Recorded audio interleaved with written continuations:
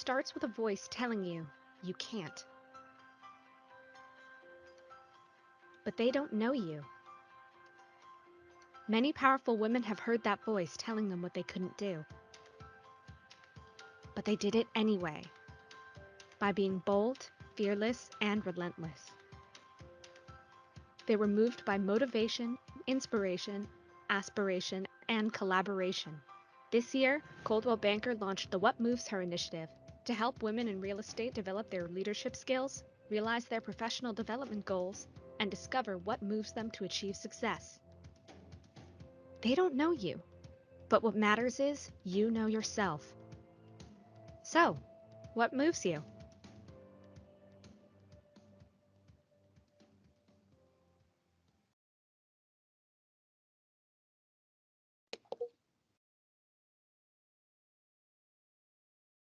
Good morning, good afternoon, and welcome to 2022 and You Elevate, Activate, Regenerate, a Cardis hosted event in partnership with What Moves Her. Before we get to our vaunted panel for today, just a few logistics at the top here. This event is being recorded and will be shared with all registrants after the event. Attendees will begin the event in listen-only mode with their cameras off, but you will have an opportunity to come on mic or even on camera during the Q&A session. More on that on the next slide. For the Q&A, if you would like to ask your question live, go ahead and use the raise hand feature located at the top of your screen at any time. Then during the Q&A session at the end of the interview portion, we will enable your camera and microphone, and it will be up to you if you'd care to come online on both directions, or if you'd just like to ask your question live. You can also put it right in the chat function by opening that with the same menu bar at the top of your screen and pop your question right in there, and we'll do our best to alternate between live questions and written ones during the Q&A portion. And now, without further ado, I'm excited to turn things over to our moderator for today's event, Josefina Martinez-Amador, the Senior Vice President of Human Resources at Realogy. Thank you, Trevor. I hope you guys can hear me okay. But good morning to everyone. Welcome to the session. Welcome to all those calling from the Americas region. And good afternoon to those calling from intercontinental Europe. I'm extremely happy that you have joined us today for this, the first event on What Moves Her, that is part of the Realogy events as well. But the beginning of the year always gives us an opportunity to renew our professional and personal goals. However, with the current world dynamics, we're dealing with very different scenarios that require for us to think differently on how we accomplish those goals. Today, we will hear from two dynamic women leaders across the real estate and relocation industry, and we will discuss how women can elevate their professional impact, activate their career aspirations, and regenerate successfully and sustainably in 2022. This event is hosted by Cartus, the industry leader in global talent mobility, corporate relocation, and distributed workforce solutions, and in partnership with our sister company, Realogy Franchise Group. But now let me introduce our guest. I'm extremely proud to introduce Sue Yannaccone, President and CEO of the Realogy Franchise Group.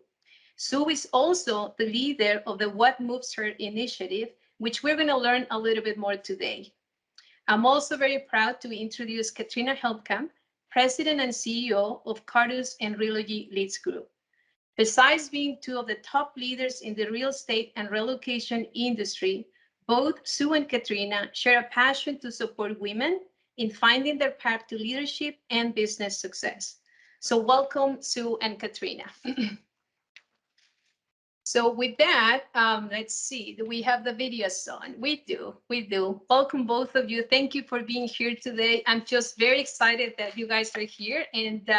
But I'd like to start with one question for Sue in particular, because I'm really intrigued to just make the audience aware on where the What Moves is coming from, right? So for those that have not been part of this events or have never been or aware of the initiative, what do you hope it achieves, and how can women take advantage of all the content that we have out there on this initiative? So if you don't mind, so just sharing your thoughts on that.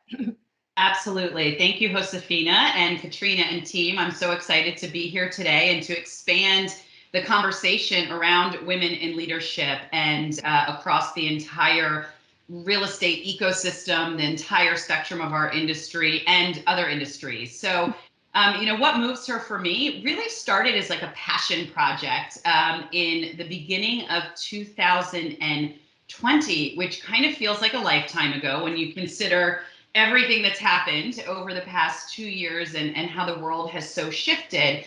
And you heard, maybe you picked up on in the voiceover in the end on the opening video. I was working at Coldwell Banker at the time, and I sat with my leader at the time, who was Ryan Gorman, and he challenged me to find my thing. And I kind of laughed, right? Because I said, well, I feel like I have a lot of things. I'm an executive, and I'm a mom, and I'm a wife, and I'm a daughter. Like, what else do I need? And he kind of chuckled and walked out of my office. And I thought, okay, I guess I'll find a thing. And he was really pushing me to really lean into something I had been focused on kind of individually, but not in a broader platform, which was how do I elevate women in our industry? I've spent over 20 years in this business, and I've often made the comment, I never worked for a woman, right? I've often been the only woman sitting in a room. And while I was okay with it, and I certainly had learned a lot from the amazing men that had supported me, I was beginning to find that I had an opportunity. People were coming to me every time I had a new role and saying, how did you? What did you do? And so I thought, man, I have a real opportunity here to help not just the next generation coming up, but also women across the entire spectrum of demographics, and say, here's what I did. Here's how you can kind of do that. And I wanted a different voice in the room. I wanted to bring a different perspective to the industry, to the talk track. So I focused on spotlighting, not the norm, the women that we didn't hear from all the time across every role in the industry, and focus on real legitimate challenges that women have that are unique to us in some ways, but also through that helping to educate our male colleagues about how to best lean in and have some empathy for the kind of default caregivers that we all tend to be across a lot of things. And so it grew. It was initially live. We did one event live, and then COVID shut us down. And so we quickly pivoted, as we do, and created a digital series. And we've touched well over 5,000 women in the community now that have signed on and are part of it. And so, I'm really excited, and I'm so thankful for this opportunity. So thank you. And I want women to find, people that they can relate to in any aspect that says, oh, that's me, right? Like, I see me in that. And so if they can do it, I can do it. And just give permission for that sort of dreaming, and then give them tangible ways to achieve it. That's fantastic. That is really great. And I have seen some of the videos, and at the end of the session, we're going to give a little bit more of information on what moves her, but it is really fascinating information. So thank you for that, Sue. With that, I'm going to move to Katrina a little bit to start kind of deep diving into one of the topics, which is elevate, right? So this is all about how do we set our goals, and what goals we have in mind, and this is a good opportunity for us to talk about this. So at this point, Katrina, we're doing a planning within Realogy. Of course, we are going through our performance management process, and so how do you approach, you personally, setting a specific impactful goals at the beginning of each year that can really help you to elevate that performance? And what insights can you share with the audience? Yeah, you're absolutely right, Josefina. This is the time of year when most every company is doing their goal setting, and for the full organization, it's all about linking objectives back to our overarching strategic priorities and setting those measurable, slightly stretch goals that directly support one of our strategic priorities. But to make it more specific to how I set my own goals and manage my own calendar, I tend to ask myself 4 questions. 1, which goal keeps me very externally or customer focused? we have a market share growth objective, but what am I personally doing each year to understand client needs and help us gain share? Then a second one I always ask myself is, do I have an appropriate balance of short-term versus long-term goals?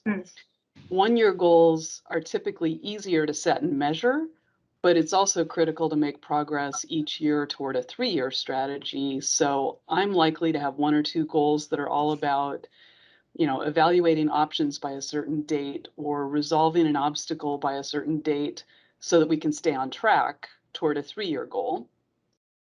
Then a third one that I ask myself is, where will I make a difference this year in talent and team? There's no greater way to elevate performance than to build and support an amazing team. So where specifically will I focus this year on mentoring, developing, hiring, coaching? And then finally, as a team leader, I ask myself, where can I uniquely add value in a way that is additive or different to what team members can do on their own?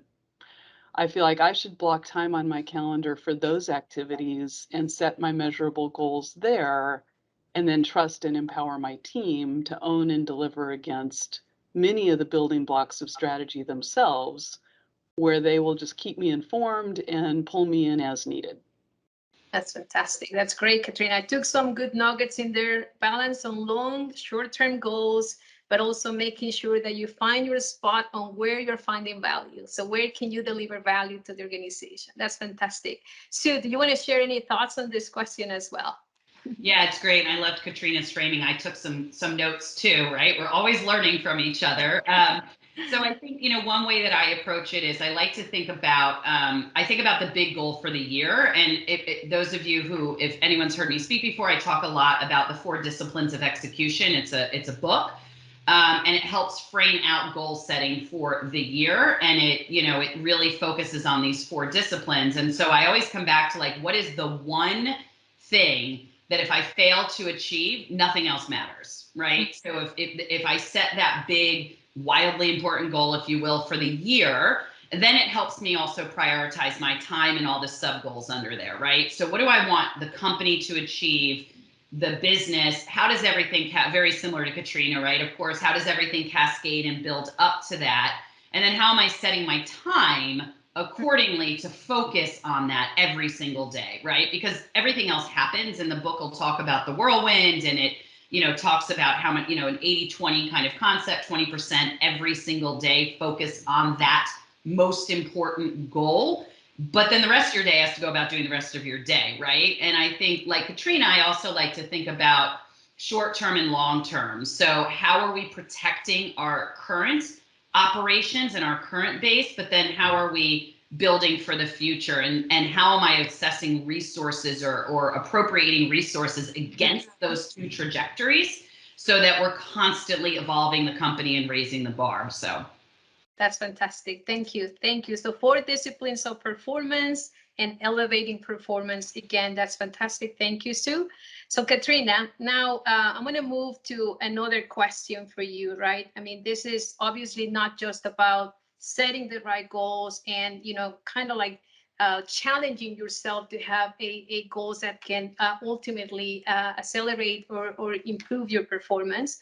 But it's also about setting the ecosystem of support, right? So it's who and how you're getting support as you go through this process. So I recently saw a review of the Melinda Gates book, that The Moment of Lift by Trevor Noah, which this review said that what we need to do to move society forward is continuously empower women. At every level and in all places, women are truly the bedrock supporting their communities. So with that as a backdrop, Katrina, how can women lift up other women, and how can we help to create a culture of inclusion, especially in this hybrid environment, right? That is so different from what it was. So do you mind just sharing your thoughts there too as well? Well, I have to absolutely agree with that statement on a global level. I firmly believe that providing girls and women access to education, to nutrition and healthcare to job opportunities or microfinancing to start their own businesses moves society forward in a big way. I do think the increased acceptance of at least some remote or hybrid work expands opportunities globally and here in the US. So if I make it practical to the global teams I work with, there are several ways that I think we can use this virtual office environment to build upon a culture of inclusion. I can routinely ask for the experts, the people who are doing the day-to-day work, to be the ones to present the findings or to answer questions. When we are not paying travel costs or looking for a huge meeting room, it's much easier to provide exposure for some more junior team members, helping develop them, but also helping identify some of our future leaders. So if I don't see a group on my screen that represents our target diversity, then I may need to invite some more people to the session. Some of the features in all these electronic meetings, such as raising your hand or typing into the chat, actually make it easier for people to be heard and not talked over.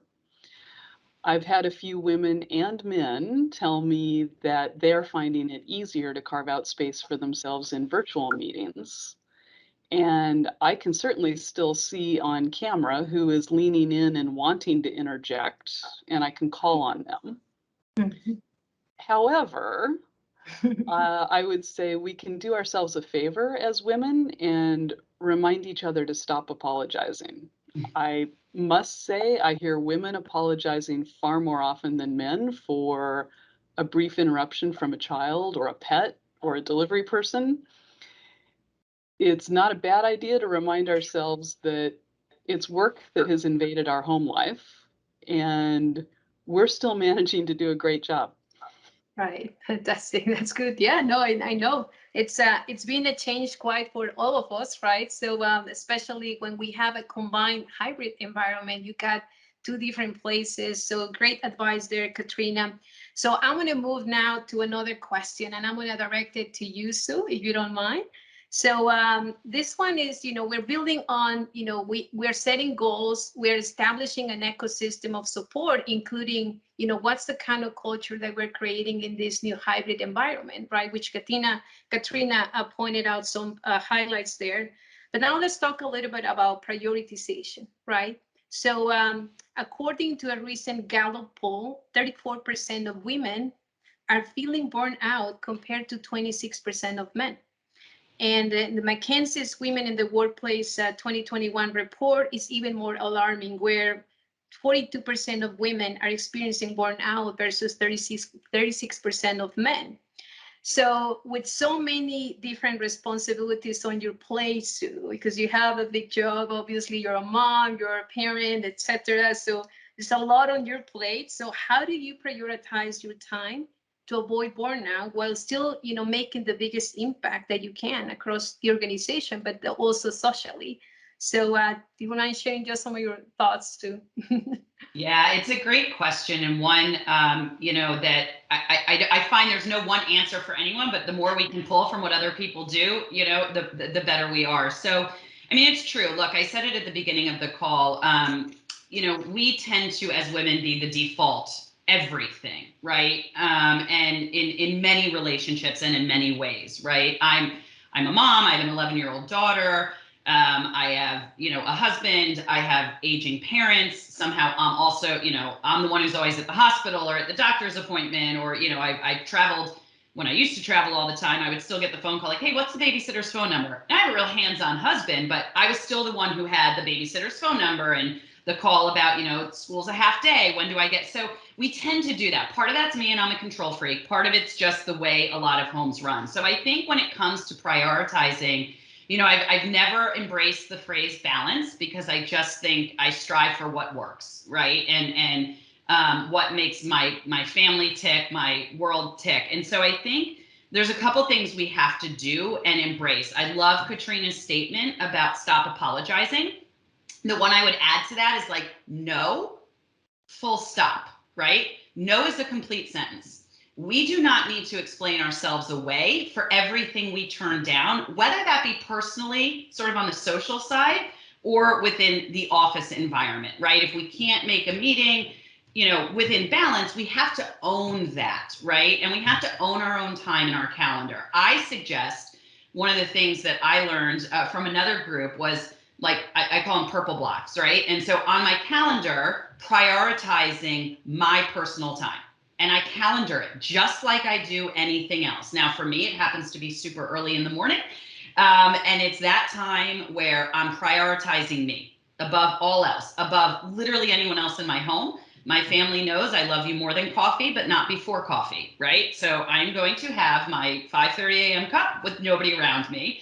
I prioritize exercise. I mean, some of these things that we know, but for some reason we feel guilty prioritizing into our work life. And I find that if we calendar that and we do our best to stick to it, my assistant knows that's my time. Now, if something comes up, right, of course I'm going to take a meeting. I'm going to meet with a customer. I'm going to meet with, Katrina if she needs me, but I try and prioritize that, because by making it a focus, it doesn't become the last thing we do. I also align myself as it relates to my work environment to something else Katrina said. What am I uniquely qualified to add value to? If I'm not uniquely qualified to add value, I'm going to say no. I may give an explanation that this is because I want my team empowered. You have the authority to make this decision. You have the ability to go forward with that. I give them permission and I drive accountability. And so it's really about being sort of relentless in a focus on discipline around your time. And that time is the totality of you. It's not just doing that within work, because look, I've had a kid at home for school for almost 2 years. I have a dog. I've got, we all have a thing. We all have something outside of this environment. So to prevent the burnout, full transparency, Katrina knows one of my goals for the year is to take a vacation. So I'm not really good about prioritizing a week off, right? But I am Friday afternoons. That's my time, right? As a company, we went to no meetings on Friday. It helps you reset. Be very diligent in, at the end of the week, carving out time to execute, look back on the week, look forward on the week, make the decisions before you get to Monday morning about what does my next week look like? What do I want to accomplish in these meetings? What do I not need to attend? You feel refreshed and in control. And I think that control piece is what truly helps you feel less burnt out, because you're not just cycling, right? You're controlling what you're focused on. That to me has been kind of a game changer in this environment. Before, I had no control because I was on a plane every week. Now that I was here, the calendar got out of control. I've got to take that control back. And I think we all have to feel empowered and empower our teams to do the same thing. Fantastic. That's great. So establishing boundaries clearly, Sue, right? Yes. And own it as well, right? There is so much we can actually do, but we owned our own the personal time as well. So establishing boundaries is very critical. And I think we're moving into the regenerate part of it. So I'm going to throw another question on you, Katrina, if you don't mind. So what has been the biggest challenge for you working on this hybrid environment, right? And what can you offer around how to build a sustainable practice, right? I mean, Sue started to talk a little bit about this work-life integration. We used to use work-life balance, but now we know that those limits are really, it's impossible to actually, even try to maintain that, because it's not true. So how is it that you recommend, what things have you done at a personal level and a professional level to work around that? Well, some of you have already heard that on a personal level, I have struggled with the significant reduction in both travel, which used to give me lots of variety and some uninterrupted work time on airplanes, and the reduction in physical movement during the day. I'm very good about exercising at the beginning or the end of the day, but I have really been missing the frequent movement during the day. So, what used to be just walking down the hall and going upstairs. So what has worked for me sounds a lot like what Sue was talking about in terms of blocking out those times on the calendar. So I have remembered to tap back into what gave me joy as a kid. And for some people, it might be artwork or dancing or playing an instrument. And for me, it's getting outdoors. So I have literally mapped out 5, 10, 15, 30, 45-minute walks or physical activities that I can squeeze into my day, and then hopefully take longer walks or hikes at the end of the day as a reward. But again, tying back to what Sue said about calendar, I have fallback options so that I can still squeeze in that 5-minute trip down and up the stairs in my building, or the 15-minute walk to grab coffee if my 30-minute break that I've put on my calendar gets cut in half by an interruption that truly requires a video call. And Sue and Josefina and others have been very accommodating if I suggest a simple phone call versus a video so that I can talk with them while I'm walking outdoors or on my elliptical machine. And then you touched on this a little bit, Sue. Realogy has adopted a Focus Friday day that encourages all of us to block time for some of those activities that require deeper thinking and to save time for external market-facing meetings. And then we've all just been sharing best practices with each other and, shamelessly stealing ideas to find what does work for each of us when it comes to what you described, Josefina, about integrating, maybe not balancing, integrating work and life. Thank you, Katrina. Very insightful, very insightful. And I think we're getting more questions on the chat. So what I'm going to do now is let me pass it to Trevor, who will help us to moderate some of these questions coming through. So Trevor? Thank you, Josefina. We're getting some great moments of lift in the chat and a few questions as well. So we will get to those in a moment. I do want to ask a question of all three panelists, though, and forgive the buildup, but I think the context and statistics are relevant.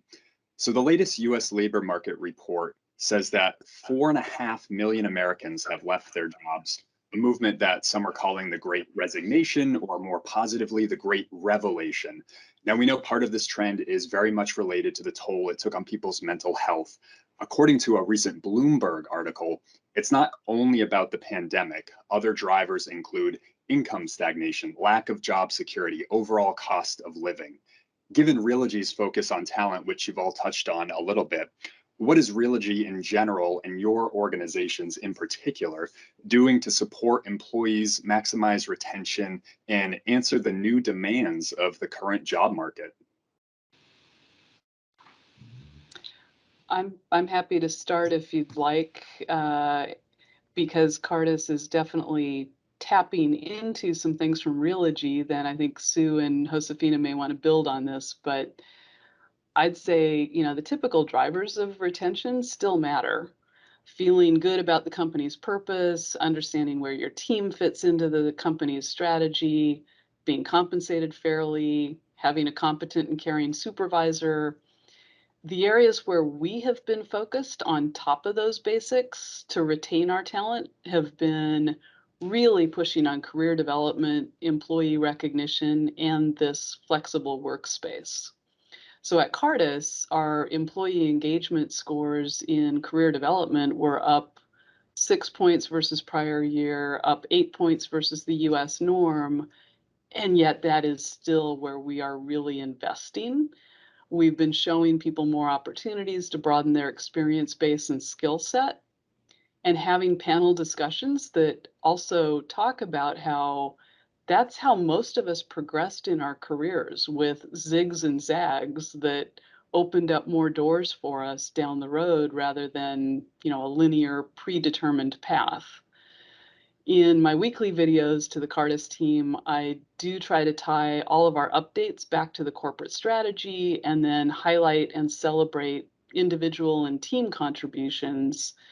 And then we've started to talk about some of the things that Realogy has really put some energy around, recrafting the virtual and the hybrid environment. But Realogy's also done a fantastic job investing behind mental health and physical health. So let me see what Josefina or Sue might want to add onto that.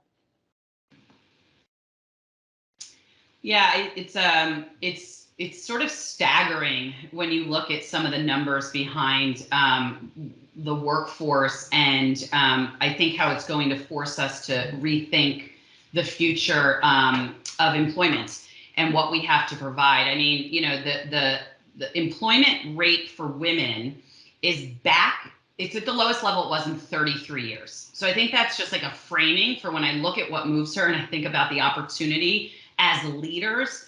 And I think a lot of it is driven also, we talk about the Great Resignation or the she-cession. I think we have to reframe how we're looking at it. And I read an article the other day somebody sent me about, the Great Rejuvenation, right? Or the Great Reprioritization, right? Because I think we have a total society across the globe right now that is thinking differently about what matters and their prioritization. We've talked a lot about prioritization. So, you can think about a workforce that is saying, I'm home. I don't want to go to an office every day. We also have a workforce that says, I do want to go to an office. So that hybrid, that meeting people where they are and understanding that people have spent a lot of time, Josefina, I know Tanya and I have talked about this, kind of reevaluating their lives and what they want and what they need from their employer. And so a lot of the stuff we've talked about, and we framed it in the context of what kind of women are looking for. All employees are looking for that, right? Every employee is thinking differently because they've had to act differently. We are a company at Realogy that a mere 6 years ago, actually a mere 2 years ago, you kind of within the franchise group were expected to be in the office every day.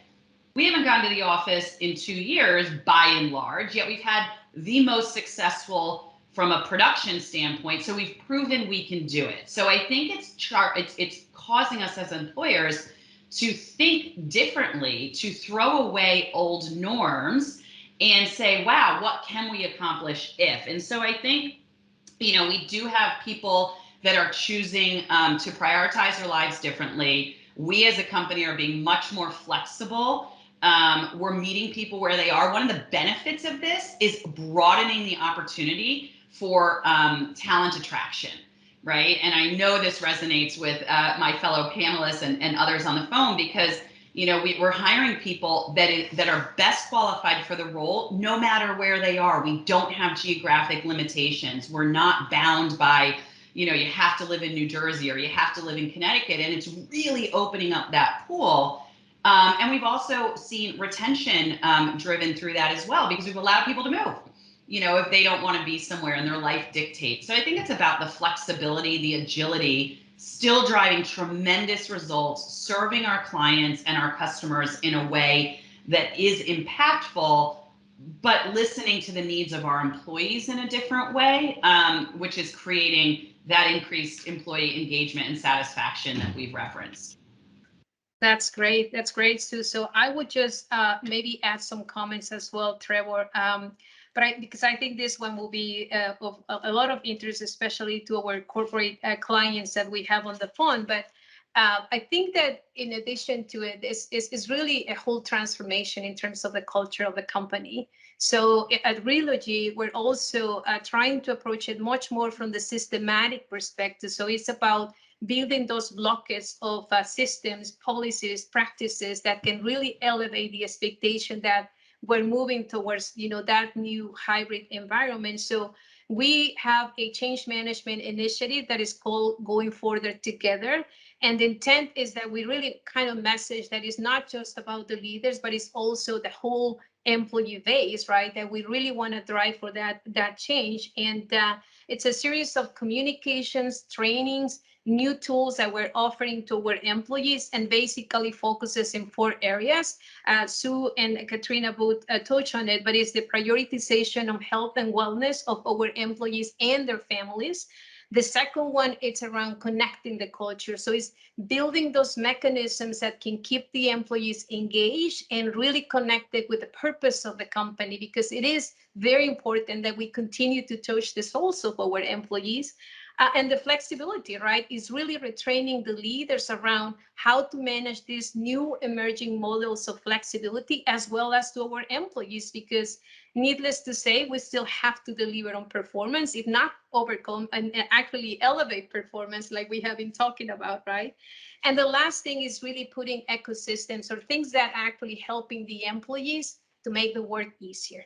So we're actually focusing in driving forward towards simplification, expanding and creating new tools that can help us to deliver on the work that we have to deliver for our clients as well. So I will augment that, Trevor. I will pass it to you now.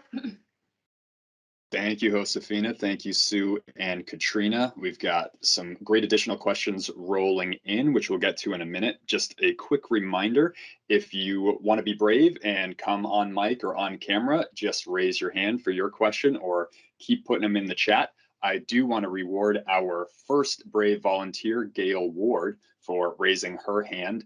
So Sabrina, if you could enable Gail's mic and camera. Gail, you can turn on your mic on your end, and if you want, your camera, and ask your question anytime. Sure. If I'm going to be brave, I might as well go all out and go on camera too. Hi, everybody. I am very moved by this presentation. You have all been so honest. Something Katrina said really resonated with me. Katrina, that whole movement thing. I too miss going up and down the stairs for water and walking over to your floor for a meeting and all that sort of stuff. How do you, as a leader, as our ultimate leader, it's easy for you to say, you know what, we're going to turn off cameras on this so I could be outside. Somebody else asked this in the chat also. But for those of us that are that are lower on the food chain, how do you take meetings are very visual these days because people want to be able to see each other because of the remoteness. How do you recommend, hey, this meeting that we're having, let's go off camera so people could eat lunch or people could take a walk or something like that? How do you recommend that we do that if we're kind of like the lower person on the meeting planner as opposed to the highest person on the meeting planner? Excellent and very practical question. I would start by asking the question or making the suggestion, right, of, hey, if this is a standing meeting that we have every week or every whatever the frequency is, do we need to be on camera every single time, right? So could we agree on some different guidelines for this meeting that would be every second time we go meeting cameras off, or is it just optional? So we are active optional in terms of having your camera on or off. We have been encouraging that for the meeting planners, but the reality is it will help if the meeting attendees ask the questions about, is this one really required to have cameras on? Is this one optional? Or is it at least optional every second week or something like that, so that we could eat lunch, so that we could grab a cup of tea while I'm still continuing the conversation? I think you will find, because we are also reinforcing that from the top down within Realogy, I am hopeful that you will find a receptive audience. And if you don't, then ask somebody else, ask a colleague, try to keep asking the question, because there are some times that, yes, we really want the cameras on for everybody. But I actually think those should be the minority of the meetings where that is a true requirement. Thank you. All right, I do want to shout out a few moments of lift along the way to the written questions. And then Paula, I see you with your hand raised. We appreciate it. We'll flip to you after some of those. So thank you. Erica, no is a full sentence is so hard to say no sometimes. Great reminder, something to practice. Sarah asks, one of my default phrases is to add, does that make sense, at the end of her sentences? What are other more confident phrases you could use instead? I sort of chuckled because that was one that I still find myself saying on occasion. And I'm like, well, yeah, I just said it. Of course it makes sense. But it does, you know, it's that affirmation we're looking for, right? When we do something like that, it means we're looking for immediate affirmation from somebody. I think we need to stop expecting that, right? Because it can make sense to you and it may not make sense to everybody else in the room. So, that's okay too. I think especially women, we tend to be looking for that, right? We need that reassurance, that affirmation. So I think it's just, you make the sentence, you make the statement, any questions? Do I need to explain this? Is there a way that I can explain this further for you, right? So instead of putting it out there that you're asking them to validate what you say, lead with the confidence that it's already validated and you can help them come along, right? If they just need some additional information, be willing to take because that's sort of what you're looking for. You're looking for the affirmation, but you're also looking for engagement. So if you really just want the engagement, just say, do you have any questions to what I just said, right? Or can I explain anything further? I think it gets to the same point in both ways, but it allows you to come across as much more confident in your delivery of your thought. That's I don't know, Katrina, if you have any thoughts, but that's. I think that's fantastic. I would just build on that, Sue, with the same way you said no is a full answer. Getting comfortable with a pause is a really important thing to learn. So make the statement or say no and get comfortable just pausing and letting there be some silence because you've said your piece. The other thing, so I love your suggestion, Sue, about asking, are there any questions? If you're presenting to somebody more senior, the other one that I would suggest is along the lines of, unless you have any objection or unless there's a reason not to do this, this is what I'm going to go do. And, I'm going to go do it with speed. That actually is very impressive to managers or bosses if you are saying, I'm ready to go. Do you see anything? Do you see any reason not to? I love that. I love that. No, thank you both. Sabrina, why don't you enable Paula's mic and camera? I'll read just a couple more while you're doing that. Gail says, my new mantra is progress, not perfection. Be kind to yourself. Jocelyn offers, do not give from your well, give from your overflow. It helps to be mindful about stretching yourself too thin and to prioritize self-care. And Erica offers, working on giving myself grace too. I give grace to everyone else, but not to me. Permission to be human and take the time I need to recharge and to continue to be there for my family and work. So loving the dialogue in the chat there. And now, Paula, it looks like you can come on mic and on camera whenever you're ready.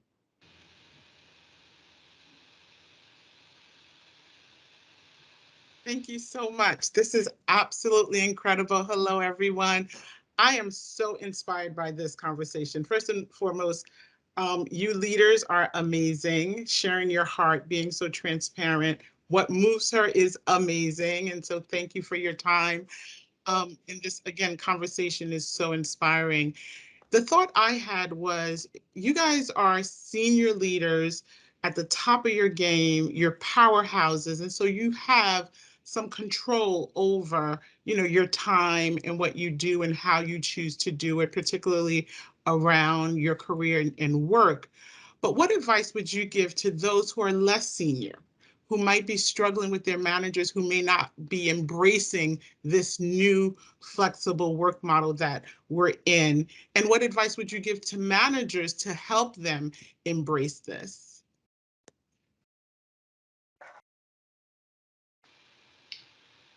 Katrina, or I have some thoughts too, but if you want to go first. That's okay. Why don't you go first on this one and then I'll follow up? Sure. Hi, Paula. Thanks for the question. It's good to see you. I miss seeing you running up and down the stairs. I feel like that's where I always would wave to you. So we're in the cafeteria, right? All those things we miss. Look, I think, as Josefina mentioned, we're in the process of a significant cultural change, and cultural change takes a while.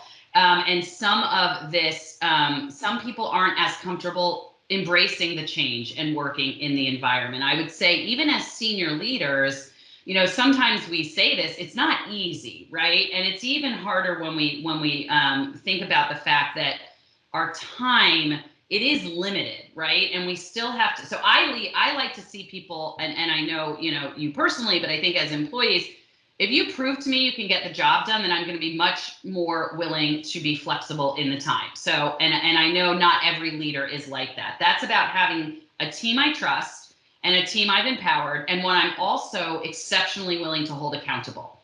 Because that's the flip side of all of this, right? Is leaders getting comfortable being accountable or holding folks accountable to delivering. I think that if you're struggling with a manager who's not embracing some of this cultural change, you have a couple avenues, right? I think, you know, and you know, everybody from Ryan to Katrina to myself have reiterated this. We have expectations of how we lead in today's environment and how we get our work done. I think you have an opportunity to address it with your manager. I think you can address it with your HR business partner to think of ways to help coach and educate manager. Look, there was no playbook for this. There's no playbook really for how to lead in a virtual environment, about how to switch from being a face-to-face, hands-on in the office every day leader to a through camera. And so, you know, there's a learning curve, and there's an opportunity for us to drive coaching and development to managers down the line on how to do that. But we need to know, and HR needs to know, and the team needs to know how to better do that, and who needs help and who's struggling. Because sometimes we don't know. Like, somebody may not realize that they're not giving to you the way you're expecting to receive in this leadership style. And so for me, it's always about healthy dialogue and communication, and starting with that leader, and then if needing to, going to somebody else and managing it that way.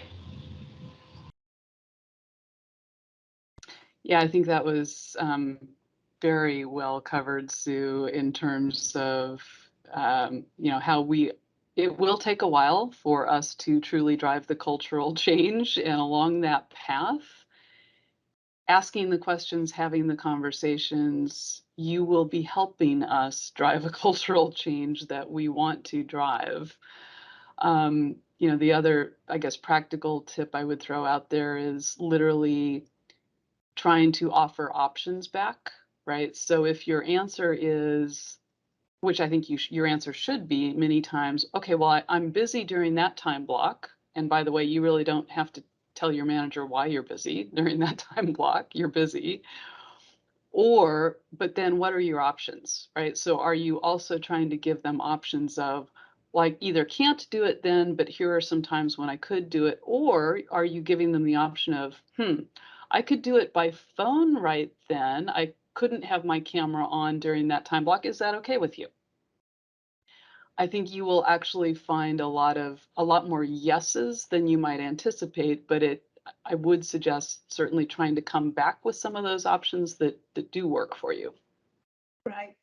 Yeah, and I will only add perhaps just 2 comments, Katrina. I think this is coming back to us establishing this more like a change management strategy, right? So the purpose of these programs is really to open up the communication out there, right? So I think employees also need to just feel empowered that this is the opportunity for us to contribute to the larger good, right?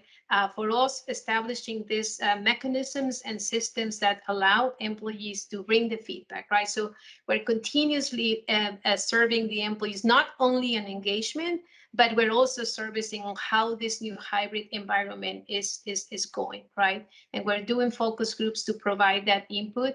And we're always welcoming input from all our employees and managers. And I think in terms of the advice to the managers is that it doesn't matter where you are, where you're going to be a leader. You gotta get in the game, right? I mean, there is really no way around. We have to all be prepared to deal with these new circumstances and learn this new flexibility. And it's not rocket science. It's by having conversations with the teams, right? Opening the door to suggestions. You know, how can we function better as a team? Remember, our goal at the end of the day is deliver performance across the organization, right? So we have to look at it from the individual perspective, but then we have to transcend to how we're actually performing as a team to then deliver the results, across Realogy, right? So, so I think we're all depending from each other to actually drive this to execution, right? So, thank you, Trevor. Thank you all for that. Tam, I do see your hand. I want to jump a little out of order here in the sidebar, just to get to a question that has a lot of hearts and thumbs up from John. As a girl dad, what advice would you give to teenage girls trying to build their confidence and find their way in the world? Shout out to John for being our first guy poster there. So, yeah, trying to come. Oh, we heard you before, Sue. You're back on mute. I'm gonna okay, I'm keeping my hands away. There's vacuuming going on behind me, so I was trying to minimize distraction. You know, raising an 11-year-old who thinks she's 17 sometimes, you know, she's a little too much like me, her poor dad. It is such a great question. I think it's something that we all struggle with, is the confidence, you know, there's so much out there. There is a phenomenal book. Katie K wrote it, Catty K, I guess. It's called The Confidence Code. And then she wrote a book for girls, The Confidence Code for Girls. And it's a fantastic book. I gave it to my daughter. I'm going to actually, it's funny, as you asked the question, I was like, oh, I got to get her to read that again, right? Because it is, there's so much. I think you need to, my daughter, little shameless plug, listens to my What Moves Her things. I have her listen, not to me, but to the other women, right, that speak, that have accomplished, that have thought of things differently. I find being active in sports is very helpful for her. She is, you know, she's a very sensitive soul, but having them engage in something that requires them to learn confidence outside of mom and dad, right? I think we also have to be very careful, very thoughtful in the words that we use with our children, both boys and girls, so that they embrace their power and their strength in ways that they can develop and own. And so they're not always looking at outward ways for that, right? Believing in themselves. Very difficult. I think we're much more focused on it than we were. Like when I was brought up, my mother never would have thought to give me a book called The Confidence Code. Like, really? You know, we'll see when the lights come on kind of thing, right? So there is a difference in that. And it's funny, I see in here another one about the, you know, a gifted girl, gifting a girl a series of books. I think the best way is reading, giving them access, giving them exploration to, you know, learn about others in different communities that have done things, that have overcome.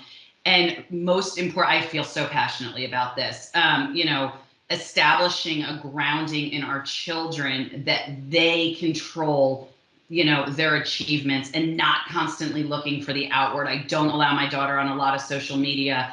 I don't want her to feel her worth comes from likes or thumbs up, and having really open and honest conversations about that. But you know, reading some of these examples, lots of learning about women that have overcome and achieved and done things, I think helps build that confidence, but so does the words. Thank you so much, Sue. We're getting close to the top of the hour, so why don't we give our final question today to Tamara. Sabrina, you can go ahead and enable Tam's mic and camera. And Tam, if you want to come on cam, go right ahead.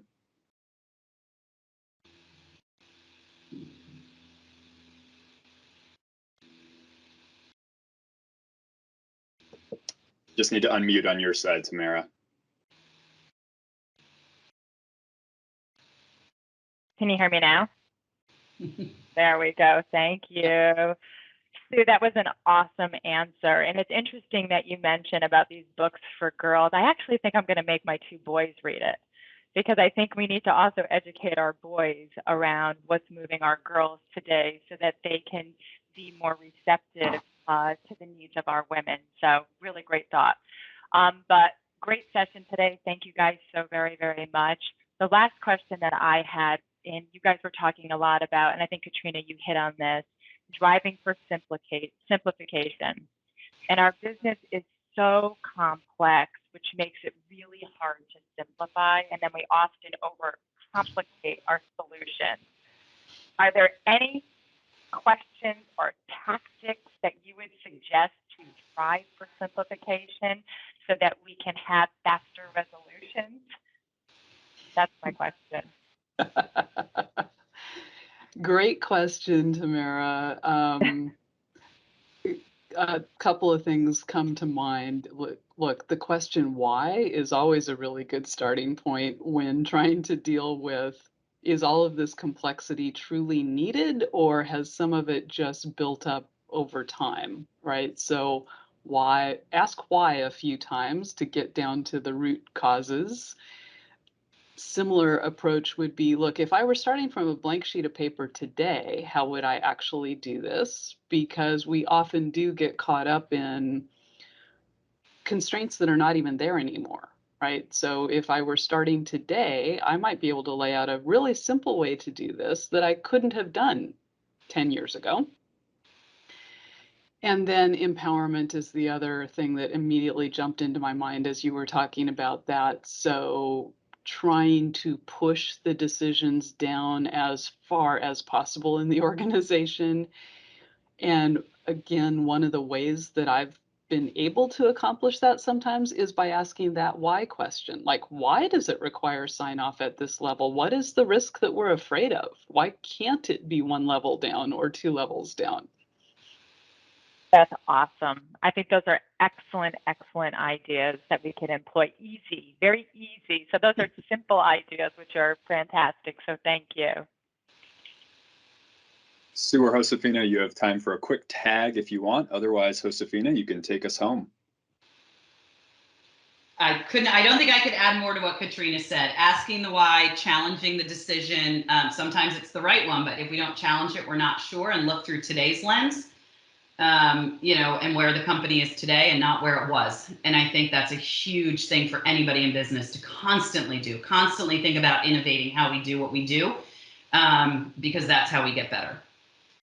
Yeah, and I think I would just close, Trevor, by saying that it's also, part of, again, the role that the leaders play in the organization. So for our people managers, it's really to enable those conversations, right? And make sure that our teams feel part of this transformation, right? That they are embedded in driving simplification, that they have permission to go and start, talking about changing, processes or tools. Again, our focus is to really make sure that at the end of the day, we're creating and elevating the experience that they have when they are executing the work. And the work is the one that they are doing.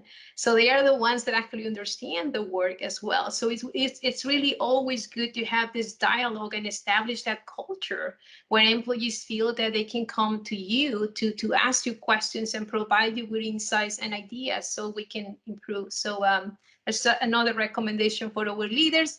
But I think we're running out of time. So I'm just going to close it by saying thank you, everybody, for joining us.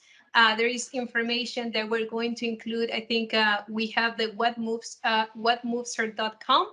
So if you want to visit, you want to be part of it, sign in.